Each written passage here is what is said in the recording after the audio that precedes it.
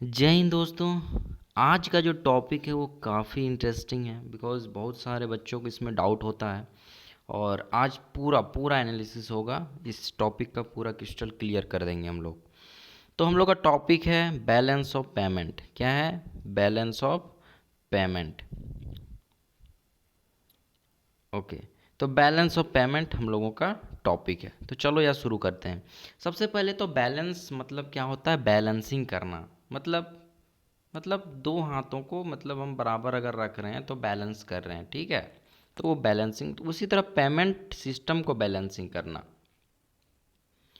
एक बात बताता हूँ, जैसे कि हम लोग को जितना भी इकोनॉमिक ट्रांजैक्शन होता है एट ए पार्टिकुलर टाइम के पीरियड के अनुसार, तो उन सब का एक रिकॉर्ड रखा जाता है, गवर्नमेंट के पास होता है। रिकॉर्ड तो रहना ही चाहिए।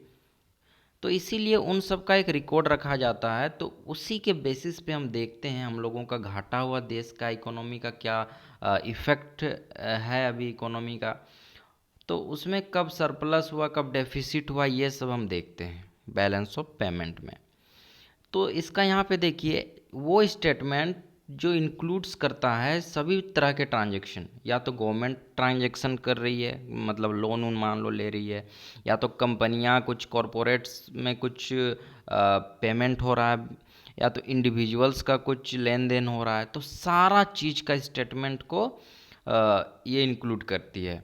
अब दूसरा चीज़ क्या है? Monitoring the fund flow to develop the economy, ठीक है। फंड फ्लो, कैसे कैसे पैसा आ रहा है जा रहा है, सारा चीज़ को मॉनिटर करती है। कौन में? Balance of payment. आगे बात करते हैं। तो बैलेंस ऑफ पेमेंट का अकाउंटिंग करना क्यों ज़रूरी है? Why it is so necessary. तो हम लोग को इससे पता चलता है कि इकोनॉमी का स्ट्रेंथ और वीकनेस कैसा है इंटरनेशनल लेवल पे, ठीक है। हम लोगों की इकोनॉमी कैसे जा रही है, ओवरऑल कितना गेन हुआ, कितना लॉस हुआ, हम लोगों ने कितना एक्सपोर्ट किया, इंपोर्ट किया, कितना इन्वेस्टमेंट किया, कितना लोन लिया, कितना सर्विसेज हमने दिए दूसरी कंट्री को, कितने सर्विसेज हम लोग लिए दूसरी कंट्री से, सारी चीज़ें इसमें आती है, ठीक है। तो और फ्यूचर में अब हम लोग पॉलिसी कैसे बनाएंगे, ठीक है। बैलेंस ऑफ पेमेंट हम लोग देखते हैं कितना डेफिसिट है, कितना सरप्लस है, कितना ट्रेड डेफिसिट हो रहा है। इन सब को मिला के जो है वो हम सबको चेक करते हैं और हम लोगों को पता चलता है कि कैसे पॉलिसी बनाएं कि डेफिसिट को हम लोग कम करें, ठीक है। अब इसके कंपोनेंट में आते हैं, जो इम्पोर्टेंट कंपोनेंट है बैलेंस ऑफ पेमेंट में जो हम लोगों को जानना चाहिए। एक तो करेंट अकाउंट है, कैपिटल अकाउंट है, एक फॉरेक्स रिजर्व बैलेंस है। तो ये तीन चीज़ों को हम डिटेल से जानेंगे। पहला है करेंट अकाउंट, ठीक है। करेंट अकाउंट में क्या आता है? दो टाइप का इसमें आता है करेंट अकाउंट में। एक तो विजिबल जो हम लोग देख सकते हैं जिसको मर्चेंडाइज भी बोलते हैं, और दूसरा इनविजिबल जो हम लोगों को दिखाई नहीं देता बट बहुत ज़्यादा इंपॉर्टेंट रहता है। अब विजिबल की बात करें तो उसमें एक्सपोर्ट इंपोर्ट जो भी हम लोग करते हैं वो हम लोगों को विजिबल होता है, ठीक है। जो भी एक्सपोर्ट किए इंपोर्ट किए विजिबल हुआ वो। अब उसमें क्रेडिट भी होता है, डेबिट भी होता है। मान लो हम एक्सपोर्ट करते हैं, तो एक्सपोर्ट जब किए तो हम लोगों को पैसा आया, यानी फॉरेन फॉरेन से पैसा आ रहा है, तो उसको फॉरेक्स बोलते हैं, ठीक। तो वो आया, और हम लोगों ने इंपोर्ट किया तो हम लोगों के यहाँ से पैसा गया, ठीक है। यानी फिर से फॉरेक्स चला गया उधर। तो क्रेडिट और डेबिट का जो होता है वो चलता रहता है। और एक होता है बैलेंस ऑफ ट्रेड, ठीक है। इसमें भी सरप्लस होता है, कभी डेफिसिट होता है। हम लोगों ने मान लो एक्सपोर्ट ज़्यादा किए तो सरप्लस होगा, इंपोर्ट ज़्यादा किए तो डेफिसिट होगा। ज़्यादातर केस में तो डेफिसिट ही होता है क्योंकि ज़्यादा हम लोग इंपोर्ट करते हैं। आउटफ्लो ऑफ फॉरेन एक्सचेंज होता है, इनफ्लो ऑफ फॉरेन एक्सचेंज होता है। जो पैसा आएगा तो इनफ्लो होगा, आउटफ्लो जब हम इंपोर्ट करेंगे किसी चीज़ का तो पैसा जाएगा तो उसको आउटफ्लो बोलेंगे। और इनविजिबल में क्या क्या आता है भाई? उसमें आता है सर्विसेज। जो भी सर्विसेज है, एजुकेशन हम दे रहे हैं फॉरेन वालों को, हम लोगों से पढ़ रहा है वो लोग, तो उसमें चला जाता है, सर्विस दे रहे हैं एजुकेशन का। तो बहुत सारी कुछ होता है, प्रोग्रामिंग का सर्विसेज भी देते हैं, तो बहुत सारा कुछ सर्विसेज देते हैं। इनकम की बात करें तो जितना भी हम लोगों ने इन्वेस्टमेंट किया है, फॉरेन बैंक्स बैंक्स हुआ, या कुछ भी स्टॉक मार्केट में जो इन्वेस्टमेंट किया है, या किसी भी कंपनी में इन्वेस्ट किया है, तो वो सब का जो प्रॉफिट आता है या डिविडेंड, जस्ट इसके ऑपोजिट मान लो फॉरेन वालों ने हम लोग के यहाँ इन्वेस्ट किया, वो लोग का कितना प्रॉफिट हो रहा है। तो वो सब मिला के होता है इनकम, ठीक है। अब ट्रांसफ़र की बात करें तो कोई मान लो गिफ्ट हम लोगों को दे रहा है जो वन वे यूनिलेटरल होता है, ठीक है, ये यूनिलेटरल होता है, ये यूनिलेटरल होता है, ये वन वे। मान लो डोनेशन दिया तो हम लोगों को लौटाना नहीं पड़ेगा, गिफ्ट दिया कोई तो हम लोगों को लौटाना नहीं पड़ेगा, रेमिटेंसेस कोई भेज रहा है अपने दूसरे देशों से पैसा भेज रहा है अपने परिवार को, वो होता है। तो ये वन वे ट्रांजेक्शन होता है। तो इतना दूर क्लियर कॉन्सेप्ट है। करेंट अकाउंट हो गया हम लोगों का, ठीक है, पूरा समझ गए करेंट अकाउंट में क्या क्या प्रोसेस होता है। अब आते हैं कैपिटल अकाउंट में। कैपिटल अकाउंट में दोस्तों ये है कि ट्रांजैक्शन रिकॉर्ड रखा जाता है इसमें भी, ठीक है। कोई हम लोगों का कंट्री है और रेस्ट ऑफ वर्ल्ड कंट्री है, क्या ट्रांजैक्शन हो रहा है उसका रिकॉर्ड रखा जाता है। फाइनेंशियल ट्रांसफ़र किया जाता है, फॉरेन इन्वेस्टमेंट होता है, ठीक है। एफडीआई जो आता है, जो मतलब हम बात करें एफडीआई मतलब क्या समझते हो? एफडीआई जो होता है जो दूसरे देश, हम लोगों के देश में या किसी भी कंट्री में एक देश सब जब दूसरे देशों में इन्वेस्ट करता है, कंपनी चलाता है वहाँ पे और उसको कंट्रोल करता है, तो उसको एफडीआई कहा जाता है। उसमें जितना इन्वेस्टमेंट करता है एफडीआई कहा जाता है उसको। और फॉरेन फाइनेंस ये क्या है? फॉरेन फाइनेंशियल मार्केट से जो पोर्टफोलियो इन्वेस्टमेंट होता है। फॉरेन पोर्टफोलियो इन्वेस्टमेंट क्या होता है, ठीक है। इसमें क्या होता है कि दूसरे के देश, एक देश दूसरे देशों में स्टॉक मार्केट से शेयर खरीदता है, ठीक है। इसमें सिर्फ फाइनेंशियल मार्केट में से काम होता है, ठीक है। शेयर खरीद रहे हैं, कोई कंपनी नहीं बैठा रहे हैं हम, ठीक है। और ना ही हम लोगों को कुछ उसमें से ज़्यादा इन्वॉल्व होने का ज़रूरत है। आराम से खरीदो और रहो। एफडीआई की तरह नहीं है कि आपको टाइम भी देना पड़ेगा, पूरा इन्वॉल्व करना पड़ेगा, कंट्रोल करना पड़ेगा, नहीं। उसमें एफपीआई में क्या होता है कि आराम से बैठो, शेयर खरीदो, प्रॉफिट आएगा, बेचो तुम, फिर खरीदो, ये सब होता है, ठीक है। शॉर्ट पीरियड का है ये, एफडीआई लॉन्ग पीरियड का होता है। तो दोनों के बीच पूरा क्लियर हो गया डिफिनेशन।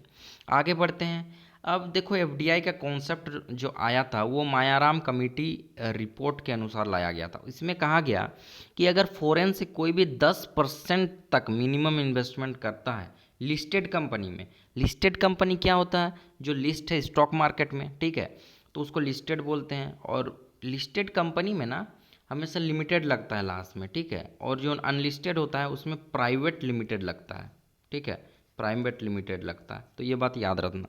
तो लिस्टेड कंपनी, तो उसमें जब होगा तो 10% कम से कम इन्वेस्टमेंट होना चाहिए फॉरेन से, तभी उसको हम एफडीआई में गिनेंगे। और अनलिस्टेड में उन्होंने कहा कोई ऐसे थ्रेशोल्ड लिमिट नहीं है, हम लोगों का कोई मिनिमम लिमिट नहीं, आप कितना भी इन्वेस्ट कर सकते हैं। अगर फॉरेन पोर्टफोलियो इन्वेस्टमेंट की बात करें, ठीक है, तो उसमें दो चीज़ आता है, एक तो फॉरेन इंस्टीट्यूशनल इन्वेस्टमेंट और क्वालिफाइड फॉरेन इन्वेस्टमेंट, ठीक है। तो ये दोनों आता है, याद रखना। अब आगे बढ़ते हैं। तो इनफ्लो ऑफ फॉरेन एक्सचेंज हम देख चुके थे, आउटफ्लो ऑफ फॉरेन एक्सचेंज कैसे होता है देख चुके थे। आउटफ्लो कब होता है? जब हम इंपोर्ट करते हैं, ठीक है, इंपोर्ट करते हैं। इनफ्लो कब होता है? जब हम क्या करते हैं? एक्सपोर्ट करते हैं, क्योंकि पैसा आएगा ना भाई, जब हम एक्सपोर्ट करेंगे, बेचेंगे, तो उन लोग पैसों से खरीदेगा, तो इनफ्लो होगा, ठीक है। यहाँ पे लिखा भी हुआ है सेल ऑफ एसेट है, शेयर्स है, जब सेल करेंगे तब आएगा, ठीक है। आगे बढ़ते हैं। अब फॉरेन एक्सचेंज रिजर्व क्या है, इसमें क्या क्या आता है, ठीक है। फॉरेन एक्सचेंज में आता है गोल्ड। पहले तो फॉरेन करेंसी एसेट आता है, जितना भी फॉरेन करेंसी एसेट हुआ। उसके बाद गोल्ड आता है, उसके बाद रिजर्व ट्रेची पोजीशन आता है, और एसडीआर आता है। अब समझ में नहीं आ रहा होगा ये सब। फॉरेन करेंसी एसेट तो समझ आ गया, जो फॉरेन का पैसा होता है। उसके बाद गोल्ड समझ में आ गया। अब ये दोनों समझते हैं आरटीपी एसडीआर क्या होता है। एसडीआर की पहले बात करते हैं। एसडीआर आईएमएफ में 1969 में लाया था। आईएमएफ का कितना सदस्य है? 189 सदस्य है, ठीक है। तो ये आईएमएफ क्या करती है? 189 जो भी उन लोगों का मेंबर है, तो उन लोगों को कोटा के अनुसार पैसा जमा करवाती है अपने पास, ठीक है। इसको ऐसे समझो, मान लो तुम्हारे यहाँ गेस्ट आए हैं और वो क्या करते हैं, पैसा देते हैं जाने से पहले। तो मम्मी बोलती है बेटा ये 2 रुपया रखो, तुम बाकी पैसे मेरे पास रखो, ठीक है, मेरे पास रखो। क्योंकि अब देखो पॉकेट मनी तो पापा देते हैं, पापा बार बार पैसे देंगे। मान लो पापा किसी दिन तुम्हें नहीं दिए, तो ये पैसा मेरे पास रहेगा और हम ये तुमको देंगे जब तुम्हें पॉकेट मनी नहीं मिलेगा, ठीक है। जब तुम्हारे पास पूरा पैसा ख़त्म हो जाएगा तो मेरे से ले लेना। मम्मी ऐसे ही बोलती है ना। तो मम्मी क्या है, आईएमएफ है, ठीक है। और बच्चे क्या हैं, देश हैं। तो आईएमएफ बोलता है भाई तुम अपने कोटा, एक कोटा सेट किया हुआ है वो लोग कि ये कोटा जो डेवलप कंट्री है वो लोग का कोटा अलग है, वो लोग का ज़्यादा पैसा है, ठीक है। तो वो लोग का कोटा, तो कोटा सेट किया हुआ रहता है। तो उन्होंने कहा आईएमएफ, भाई साहब तुम लोग ऐसे करो, एक कोटा फिक्स है उसको जमा करो मेरे पास, और जब फाइनेंशियल क्राइसिस आएगा तो तुम लोग यहाँ से ले जाना, यहाँ से कोई दिक्कत नहीं है। तो ये चीज़ है।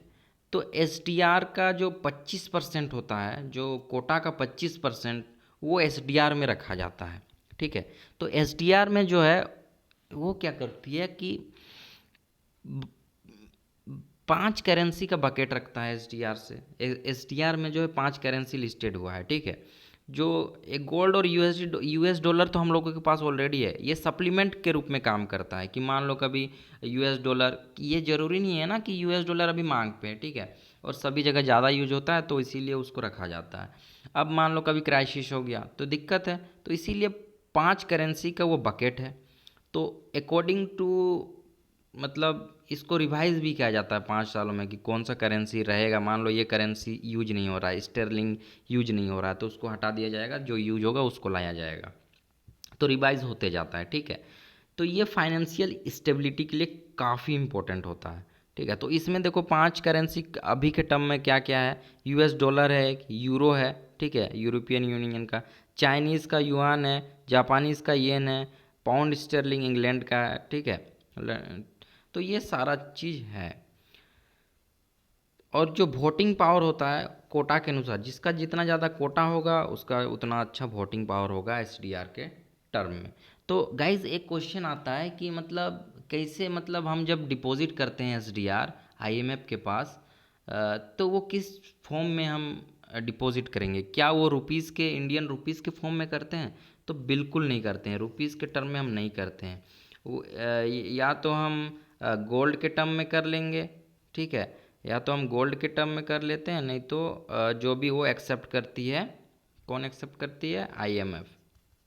आईएमएफ जो एक्सेप्ट करती है उसमें हम देते हैं, रुपीज़ के टर्म में, डोमेस्टिक के टर्म में नहीं देते हैं। तो जो कोटा होता है उसका 25% तो एसडीआर में चला जाता है और 75% हम लोग डोमेस्टिक करेंसी में जमा करते हैं। तो ये सब चीज़ें होती है भाई।